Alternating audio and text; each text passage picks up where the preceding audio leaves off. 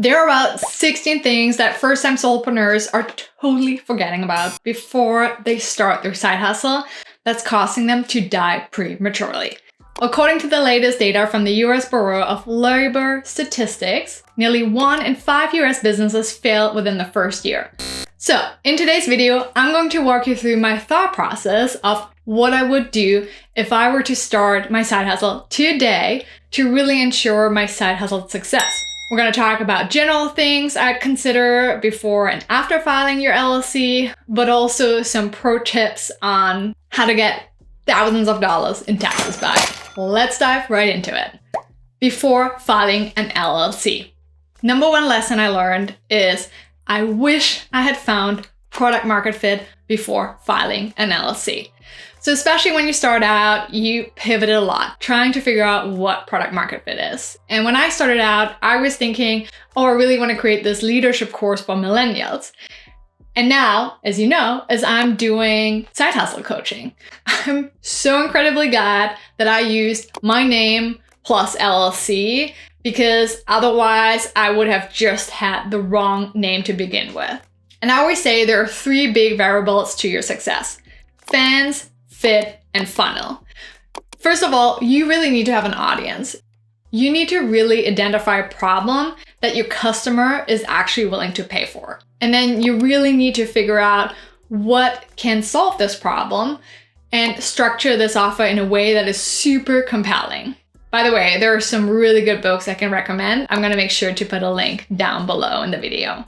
Because here's what a lot of people, especially when you work in tech, are getting wrong, is if you have the best offer, the best product, but you have no fans, no audience, who's gonna care about your product?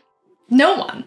But on the other hand, let's say you have a lot of fans, like a big audience, but you're not really selling a product that solves a problem, you're not gonna be a successful business. So try to figure this out first and really make sure what it is that you wanna do before you file an LLC, so that you really know that the name works for your LLC. Again, easiest way is just use your name plus LLC. Works best. Lesson number 2, search your business name on all kinds of platforms. I can't stress this enough. Google the name that you want to have, research trademarks. I will make sure to put a link down below to USPTO. Also, there are some really cool tools now that can generate a business name for you. Lesson number 3, before you file an LLC, make sure to secure your website domain and all social handles. And I can't stress this often enough because I work for a lot of companies. I can tell you they sometimes forget these things and it's really expensive once you're growing. So make sure that the name is available before you file an LLC. Now let's talk about filing an LLC. Is an LLC even the right company formation? I'm not a lawyer. You should definitely consult with one, whether or not it makes sense to file an LLC. But I really think it's very important to figure out what is the long-term strategy. So for instance, if you want to raise money at some point and have VCs fund your company, then it doesn't make sense to have an LLC. Then you should consider filing a corporation instead. The LLC, though, is really good for a lot of reasons. If you really want to keep personal and your business separate, that's when the LLC becomes really powerful. Then the next question also becomes, what state should you file your LLC in? So I think there are a lot of different things to consider, especially where the majority of your sales is coming from. But as you might have noticed, like, the big tech companies, Facebook, LinkedIn, they all have their company in Delaware. And that is really important for you if you're, again, thinking about seeking venture capital at some point. If you, want to become a unicorn company at some point, it makes sense to create a C Corp in Delaware. But for the purpose of this video, we'll discuss LLCs only. So I think wherever you are located and wherever you think you will have the most sales, that's probably the state that you should file in. The next one is use a service. I used Zenbusiness and it was so easy. I kid you not, I was pushing the filing in front of me for a long time, procrastinating big time here. But when I went through the process, I was like, this is so easy. Filing your LLC, I think it takes less time than just brewing your coffee in the morning. It's wild. The most important thing when you file your LLC to really make it official is to get your EIN. The EIN is kind of like your social security number for your company.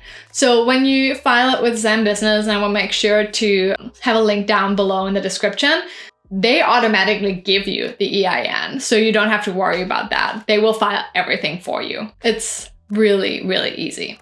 After filing the LLC. So now it's all about setting up the financial side of your business once your business is official. And this is what a lot of first-time solopreneurs really get wrong. So first of all, I really want you to go to a bank and open a new checking account, but also a saving account. Because what you want to do is every time money's coming in, you want to put at least 50% of your savings aside for tax withholdings. And this is really key because otherwise you will have a lot of surprises when you have to pay taxes.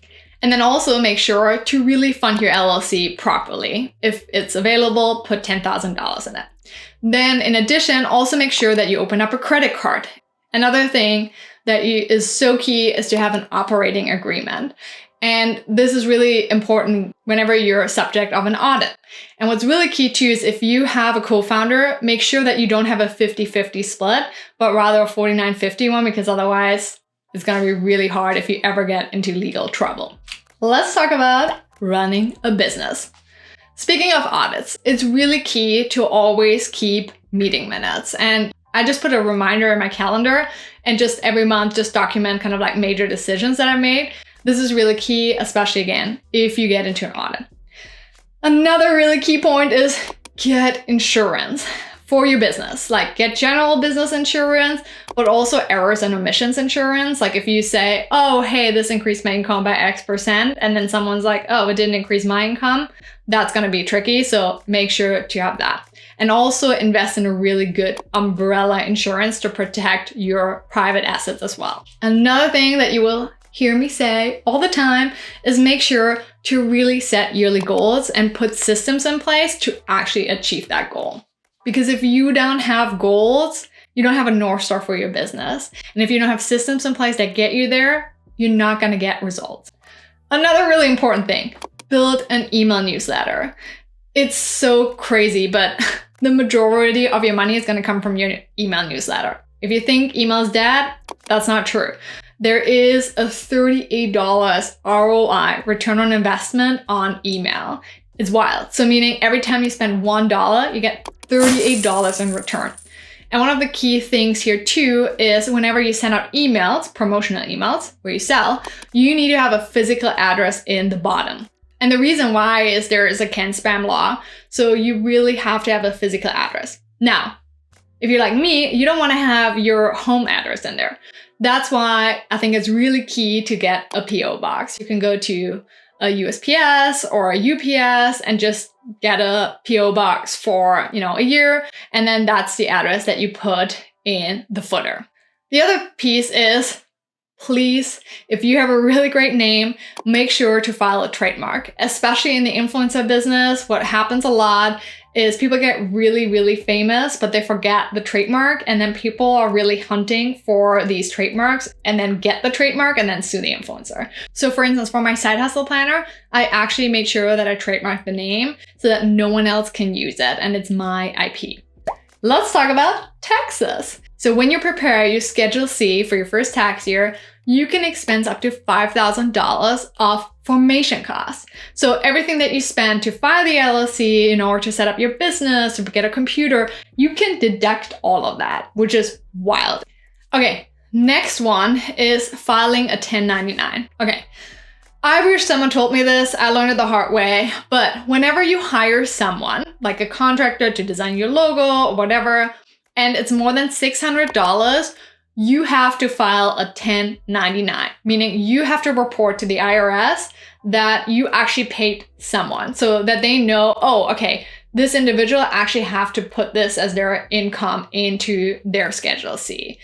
This doesn't apply for S-Corps, but make sure that you have that in place. I did not know, and yeah, I think the deadline is like end of January, so make sure that you have that. Then also, for instance, I know in Texas, you pay franchise tax at a certain amount, but even though you might not hit that, you still have to file for the franchise taxes. So just be aware of this. Sales taxes. This is something I did not know. You must collect sales taxes in any US state where you exceed the state's threshold for sales tax.